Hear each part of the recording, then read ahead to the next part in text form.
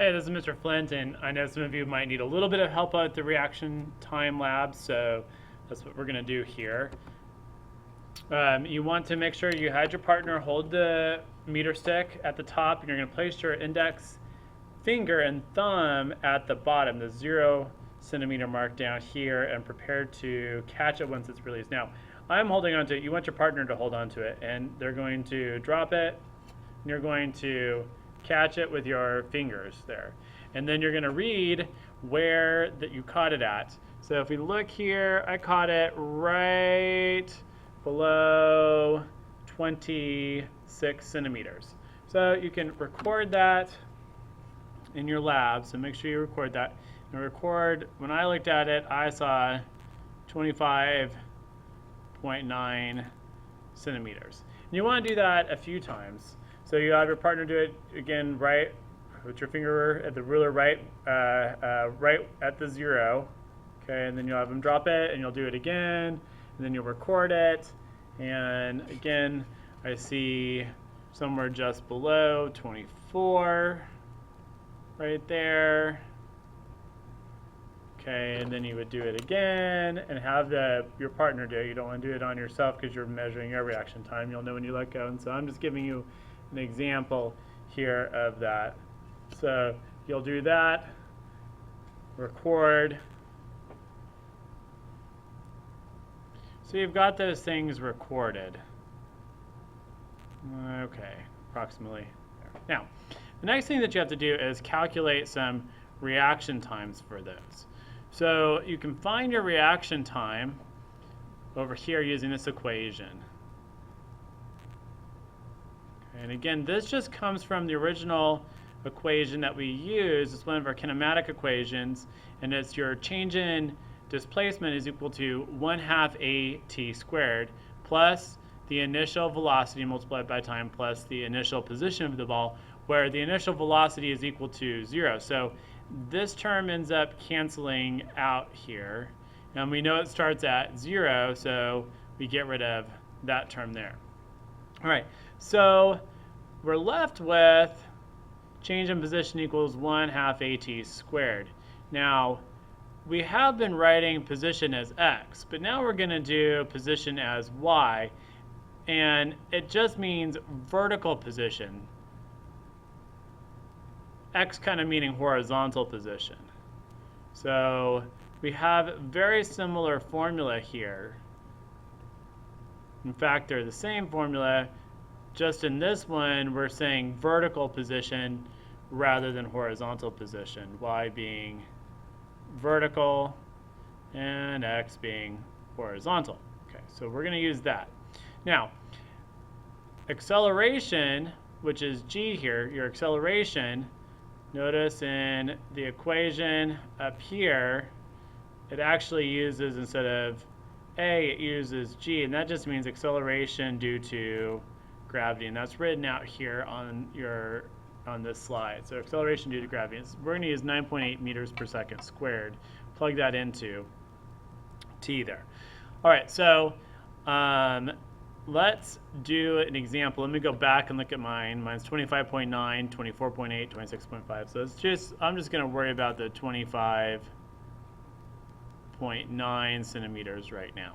Okay, so we want to make sure to solve for time using the information we have. Well, we have our change in vertical position, which is 25.9 centimeters. We have the acceleration, which is 9.8 meters per second squared. Now, those units aren't the same. We'll have to fix the units. But for right now, let's actually solve this equation for time. Well, we've got to get rid of the half. So let's put the half over on the other side, but multiplying both sides by 2. And that makes 2 times your change in position times gt squared. Now divide out g on this side, and we'll be left with just t squared. So we get t squared is equal to 2 times your change in displacement divided by the acceleration, in this case acceleration due to gravity. Take the square root of both sides, and we get this equation here. Okay. So we're going to use this equation to solve for time. All right, so we've got 25.9 centimeters. We need to convert this into meters, and to convert that into meters, we've got to move the decimal place over, and we'll move that over, sorry, let me fix that, centimeters. We've got to move the decimal place over 2 times to the left, 1, 2. So that is the same as 0.259 meters. So that's what I'm going to plug into my y value. Let's do your guess method here. Our given, the y is 0.259 meters. Our acceleration is 9.8 meters per second squared. And we now need to do our unknown, solve for time. So now let's substitute in. We have our equation. It's right over here. Now let's substitute and solve. I'm going to do it right here. Substitute in 2 times 2.5, sorry about that, 0.259. Okay, so that was 0.259 meters divided by our acceleration, which is 9.8 meters per second squared. All right, and then this will help us solve for time. So 2 times 0.259 gives us 0.518 over 9.8, and we take the square root of that. So make sure you go and divide that 0.518 by 9.8, and let's take the square root of that answer, and we get time being, let me write that down, time is equal to 0.23 seconds. Okay, so there's our answer, 0.23 seconds.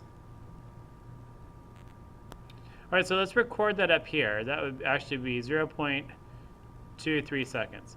And then we would go through and do the same thing for this trial, calculate its reaction time, this trial, and calculate its reaction time. Add all those up, divide by 3, and we would get our average reaction time. And make sure to record that. Now, the next thing that you have to do is use that equation, change in position, vertical position here, or vertical displacement, is equal to 1/2 gt squared. And we're going to make a data table showing how far the ruler would fall each 100th of a second and use it to determine a friend's reaction. So here we've got time given to us and we have acceleration given to us. So let's go through our guess method again. Our givens are time, and the first time is 0.13 seconds. And then your acceleration, again, is 9.8 meters per second squared. All right, so then our unknown is going to be our change in position, in this case, vertical position. So we need an equation, and that's given to us in this problem here. Our change in position is equal to 1/2 gt squared. So now let's substitute in and let's solve. Oops. So 1/2 of 9.8 meters per second squared multiplied by our time squared, 0.13 squared. 1/2 of 9.8 is 4.9.